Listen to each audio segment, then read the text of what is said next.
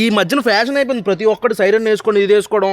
అందరూ మంచులు ఉంటారు వహిద్, ఒక 90% మంచులు ఉన్న 10% చెడ్డ కూడా ఉంటారు. వాళ్ళ మిగిలిన వాళ్ళందరూ ఏమైపోయారు? అలాంటి ఎదవల్ని ఎలా వదులుతున్నారు? కింద కామెంట్లు రిప్లై ఇవ్వాలి కదా.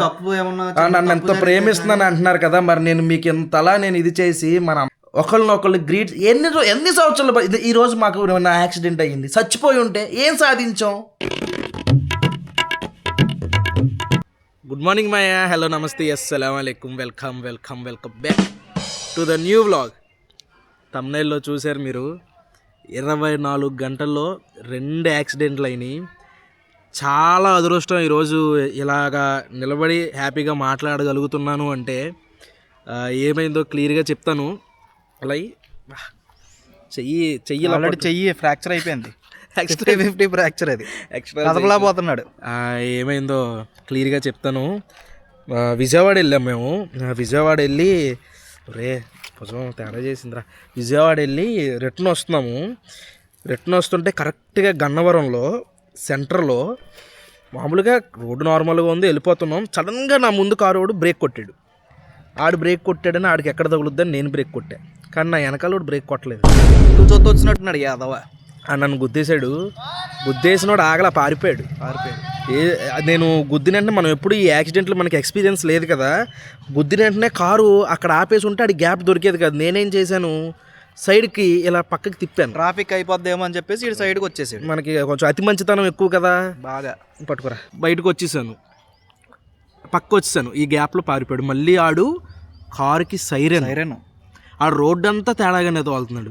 మళ్ళీ ముందు రాజకీయ నాయకులు ఎట్టుకుంటారు చూడండి, రెడ్ కలర్ బ్లూ కలర్ లైట్లు ఉంటాయి ముందు కారుకి. ఆ లైట్లు గ్రిల్స్ దగ్గర పెట్టుకుని రోడ్డు అంతా నేను ఆడు కాన్వే ఏమో అనుకుని నేను అప్పటికి దారి ఇచ్చేసా, ఏదో నన్ను దాట్లా. అయితే గుద్దేశాడు, పైకతో పారిపోయాడు. కారు నెంబర్ వచ్చేసరికి AP40L 2466. జఫాగాడు. రే నీకు అంత దమ్ముండి నువ్వు మగోడు అయితే కారు ఆపుకోవాలి, నీ ముఖానికి ఎందుకు రా సైరన్ హడావిడిని తేపాలం పారిపోయి యాదవ. ఆడు పక్క ఏ డ్రంక్ అండ్ డ్రైవ్లో డ్రంక్ చేసి ఉంటాడు, ఆ బ్రేకు కొట్టుంటే సరిపోయేది. అది అయిపోయిందా, దాని తర్వాత ఇంకా యాక్సిడెంట్ అయింది. ముందు కారుకి ఏమైందో చూపిస్తాను రండి. ఫస్ట్ టైము కారు కొన్నగాడి నుంచి యాక్సిడెంట్ చూసిన తర్వాత చాలా కష్టపడి కొనుక్కున్న మన వస్తువు ఒకటి ఇలాగా యాక్సిడెంట్ అయ్యిందంటే అసలు మామూలు బాధ కాదు. ఈఎంఐలు కూడా అవ్వలేదు. చూపిస్తాను చూడండి, ఇదిగోండి. మొత్తం వచ్చి డైరెక్ట్ ఇక్కడ గుద్దేశాడు అనమాట. గుద్దితే మొత్తం అంతా కూడా ఇక్కడ నుంచి ఇక్కడ వరకు సొట్ట పడిపోయింది. ఇది జరిగిపోయింది ఇలాగా, చూడు ఎంత గ్యాప్ వచ్చిందో. వెళ్ళి షోరూమ్కి వెళ్ళాము, మార్పిచ్చేద్దామని చెప్పేసి. మొత్తం డిక్కీ మార్చాలని చెప్పాడు. ఆ డిక్కీ మారిస్తే సెట్ అయిపోద్ది. అయితే డిక్కీ వాళ్ళ దగ్గర అవైలబుల్గా లేదంట, 15 రోజులు 20 రోజులు పడుతుందంట ఆర్డర్ పెట్టడానికి. అది ఓపెన్ కూడా అవ్వట్లేదు డిక్కీ. ఇది చాలా టైం బ్యాడ్. ఇంకోటి ఏంటంటే అదృష్టం కూడా, ఇంకా ఏమీ జరగలేదు. వాళ్ళకి ఎవరికి ఏం జరగల. ఇప్పుడు నెక్స్ట్ ఈ కారు తీసుకుని రిపేర్కి వెళ్తున్నాం కదా, నేను కారు ఎందుకురా, ఆల్రెడీ యాక్సిడెంట్ అయింది కదా, ఎందుకు తోలదామని చెప్పేసి వలీగడిని తోలమని చెప్పేసి నేను బండి వేసుకెళ్తున్నాను. కారు అక్కడ ఇచ్చేసి రిటర్న్ వచ్చేద్దాం బండి మీద అని చెప్పేసి. కరెక్ట్గా మా ఊరు దాటిన తర్వాత చెరుకువాడ అనే ఊరు దగ్గరలో నేను నార్మల్గా ఇలా వెళ్ళిపోతున్నా. ఒకసారి పట్టుకోరు కెమెరా, చూపించినాను. ఇదిగోండి, ఇది మన రోడ్డు. ఇది ఇలా వెళ్ళేది, అట్నుంచి అలా వచ్చేవాడు. నేను నా రోడ్లో ఇలా వెళ్ళిపోతున్నాను. ఆడు అలా వచ్చి పెద్ద ఆయన అలా వచ్చి సిగ్నల్ కానీ ఆపి వెనక్కి వస్తుంది చూడడం కానీ ఏమీ లేవు, డైరెక్ట్ తిప్పేశాడు నా రోడ్లోకి, నేను వెళ్ళే రోడ్లోకి. తిప్పితే నేను బ్రేక్ గట్టి కొడితే అదృష్టం ఏంటంటే నేను బండి మీద నుంచి కింద పడుంటే ఈరోజు టైగర్ గారు నిలబడి మాట్లాడేవాడు కాదు. ఏ చెయ్యో కాలుకో తలకో హెల్మెట్ పెట్టాను, అన్నీ పెట్టుకున్నాను. ఇంకా అదృష్టం ఏంటంటే అన్నీ పెట్టుకున్నాను కాబట్టి నేను కింద పడలేదు. కాకపోతే వేలు ఒకటి చిన్న ఇదయింది. భుజం బలమంతా ఇలా పడిపోవడంతో భుజం మీద పడిపోయినట్టుంది ఫోర్స్. ఇది ఒకటి నొప్పి వస్తుంది. బండి పరిస్థితి కూడా చూపిస్తా. మా నాన్న బయటికి వేసుకెళ్ళారు పచ్చళ్ళకి అయ్యో కావాలని చెప్పేసి, వచ్చిన తర్వాత చూపిస్తా. ఇప్పుడే వచ్చారు మా నాన్న. ఏంటి ఆయిల్, నిమ్మకాయలు, అల్లం వెల్లిపాయ పేస్టా? ఇదిగోండి పేస్ట్, అది అల్లం, అది తర్వాత చేస్తారు కదా పేస్ట్. అది ప్రతిదానికి ఇదిగోండి బండి చూడండి, కొత్త బండి కొని 2 నెలలు కూడా అవ్వలేదు. చూడండి ఎలా అయిపోయిందో. డైరెక్ట్ అడ్డు వచ్చేయడంతో వెళ్ళి గుద్దేశాను అనమాట. గుద్దితే ఇక్కడ ఇక్కడ ఇక్కడ గట్టిగా ఇది వెళ్ళిపోయింది కిందకి. మొత్తం కిందకి వెళ్ళిపోయి టైర్కి రాసిపోయింది అంతా. నెక్స్ట్ ఎక్కువ ఫోర్స్లో గుద్దడంతో ఇలా వెళ్ళిపోయింది అనమాట. ఈ వెనక్కి వెళ్ళిపోయింది. ఇక చాలా అదృష్టం. అదృష్టం కాదు, నువ్వు ఇంట్లో ప్రతి విషయం బయట పెట్టేస్తున్నావు.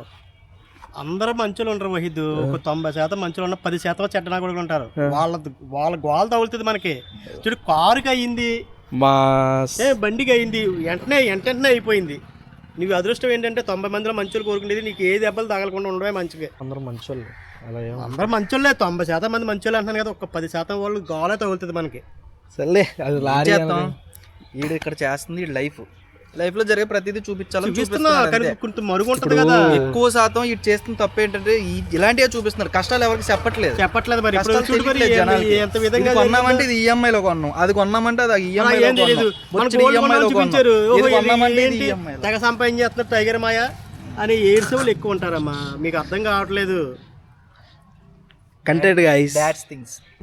ఇక నాకు యాక్సిడెంట్ అయిన కాడి నుంచి నాకు తగిలినలేదు. బండికి ప్రాబ్లం, బండి రిపేర్ అన్నీ పక్కన పెడితే అందరూ వచ్చి గోల తగిలేసింది నీకు, ఇంటర్నేషనల్ ట్రిప్పులు వెళ్ళిపోయావు, నెక్స్ట్ ఇది కొన్నావు, నీకు తగిలేసింది, నీకు అందుకే ఇలా జరిగింది.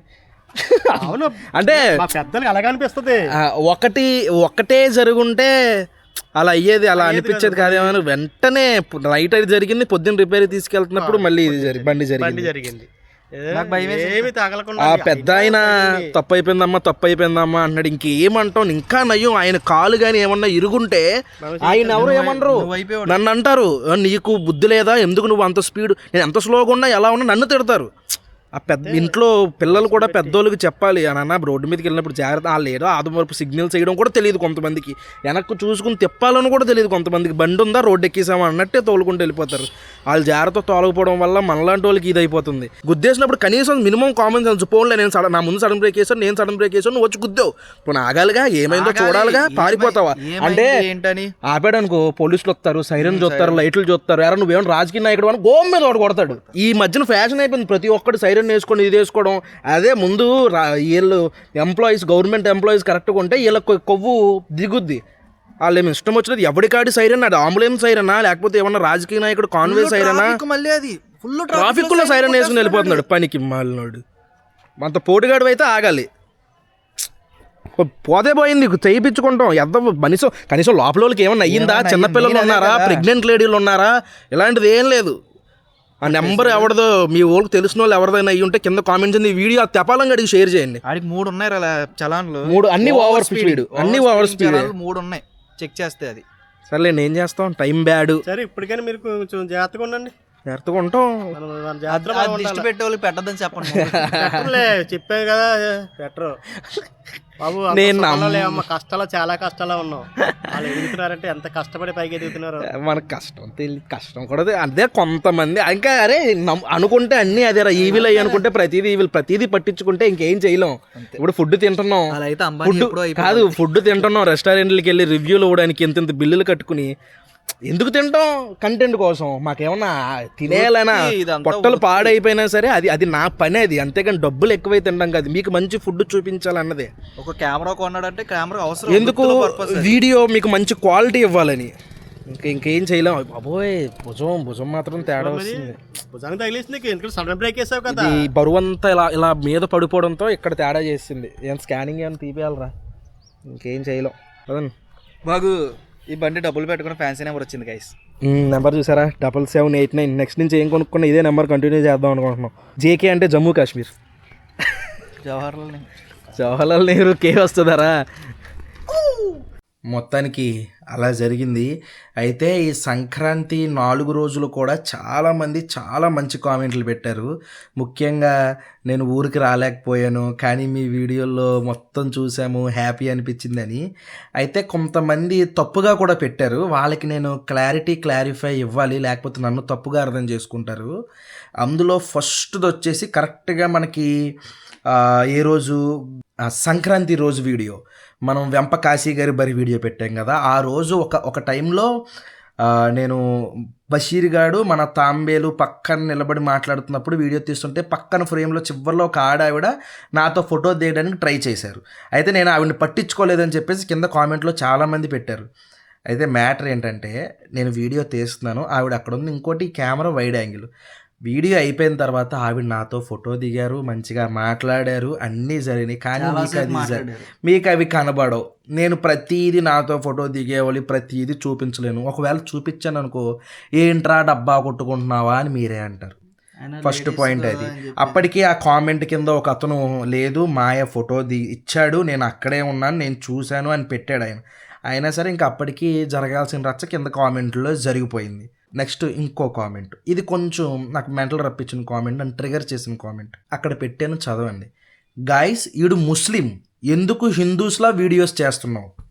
అసలు వీడికి ఏ చెప్పుతో కొట్టాలని చెప్పండి నన్ను. నా 2 చెప్పులతో కొట్టాలి. అసలు సిగ్గు. అవును నేను ముస్లిమే, అయితే నాకు హిందూ ఫ్రెండ్స్ ఉన్నారు, నా రంజాన్కి నా ఇంటికి వస్తారు, వాళ్ళ పండగకి నేను వెళ్తాను, సంక్రాంతి అయ్యింది మా ఊరు వచ్చారని చెప్పేసి మా ఇంట్లో పండగలా మేము పెట్టాం.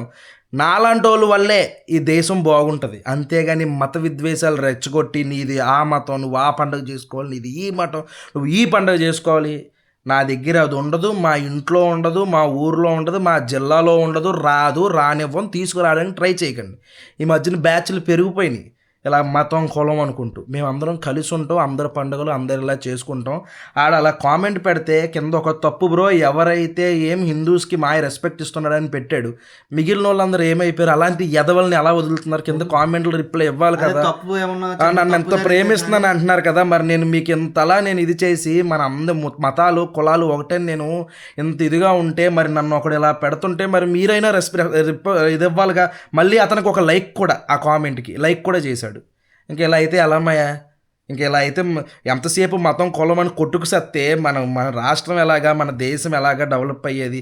అన్నం తింటున్నాడు, గడ్డి తింటున్నాడు, ఫుడ్డీ వంశీకృష్ణ అంటాడు.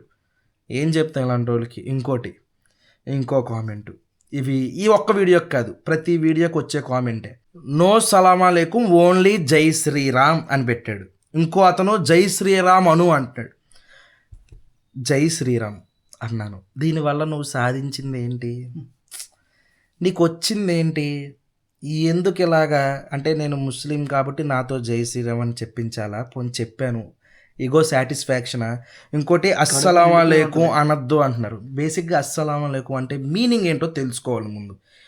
ఇప్పుడు హాయ్ అంటే లైక్ నేను ఇప్పుడు కాదు, స్టార్టింగ్ నుంచి నేను చాలాసార్లు క్లారిఫై ఇచ్చాను, మళ్ళీ ఇంకోసారి క్లారిఫై ఇవ్వాలనుకుంటున్నాను. ఫస్ట్ స్ట్రీమింగ్ 4 సంవత్సరాల కింద స్ట్రీమింగ్ స్టార్ట్ చేసినప్పుడు ఇంట్రో ఉంది నాకు, హాయ్ హలో నమస్తే అస్సలాము అలైకుం. హాయ్ అంటే ఇంగ్లీష్ వాళ్ళు చెప్పుకునేది, అంటే లైక్ ఇంగ్లీష్ అంటే ఎక్కువ క్రిస్టియన్స్ వాళ్ళు ఉంటారు కాబట్టి అది దానికి లాగా. నెక్స్ట్ నమస్తే అంటే మన తెలుగు వాళ్ళు, మనం ఇక్కడ హిందూస్ అందరూ చేసుకునేది నమస్తే. ఇది వచ్చేసరికి అస్సలాము అలైకుం అనేసరికి ముస్లిమ్స్ 3 కవర్ అవుతున్నాయని చెప్పేసి నేను ఆ ఉద్దేశంలో చెప్పాను. నేను గ్రీటింగ్ అది ఒక గ్రీటింగ్. ఇప్పుడు ఒక్కొక్క యాంకర్ ఒక్కొక్కలా గ్రీట్ చేస్తారు, అది గ్రీటింగ్. నువ్వు అస్సలాము అలైకుం అంటున్నావు ఏంటి? నువ్వు జై శ్రీరామను ఎందుకో అర్థం కదా. అస్సలాము అలైకుం అంటే చాట్ జీపీటీ, మీరు నా మాటలు నమ్మకపోతే అమ్మరు కదా, చాట్ జీపీటీని అడుగుతాం. పోనీ నమస్తే అంటే meaning I bow to you, the divine in me honours the divine in you అని అర్థం. అస్సలాము అలైకుం అనేది పీస్ బీ అపాన్ యూ. ఇక్కడ దేవుడు ఎక్కడి నుంచి వచ్చాడు? దానికి అర్థాలు తెలియవు, ఏదో ఒక వాట్సాప్లో చూసేస్తారు, ఇంకో బుక్ ఏదో టెక్స్ట్లో చూసేస్తారు, ఇష్టం వచ్చినట్టు కామెంట్ పెడతారు. హేట్ స్ప్రెడ్ చేయకండి మాయా, వీలైతే లవ్ స్ప్రెడ్ చేయండి. ఒకళ్ళనొకళ్ళు గ్రీట్. ఎన్ని సంవత్సరాలు ఈరోజు మాకు నా యాక్సిడెంట్ అయ్యింది, చచ్చిపోయి ఉంటే ఏం సాధిస్తాం? ఒకళ్ళ మీద ఒకళ్ళు హేట్ పెట్టుకుని, ఒకళ్ళ మీద ఒకళ్ళు కక్షలు కట్టుకుని, వీలైతే నవ్వించు, ఎవరికైనా హెల్ప్ కావాలంటే నువ్వు చేతనైతే చెయ్యి. ఉన్న రోజులు హ్యాపీగా. ఎందుకు వచ్చిన ఈ గొడవలో నాకు గుండెల నిండా బాల్తో మాట్లాడుతాను. నాకే పెడుతున్నారంటే మిగిలిన వాళ్ళు ఇంకెంత దారుణంగా పెడతారు. ఈ మధ్యనే ఈ మతం చచ్చిపోండ్రా మతాన్ని పట్టుకుని.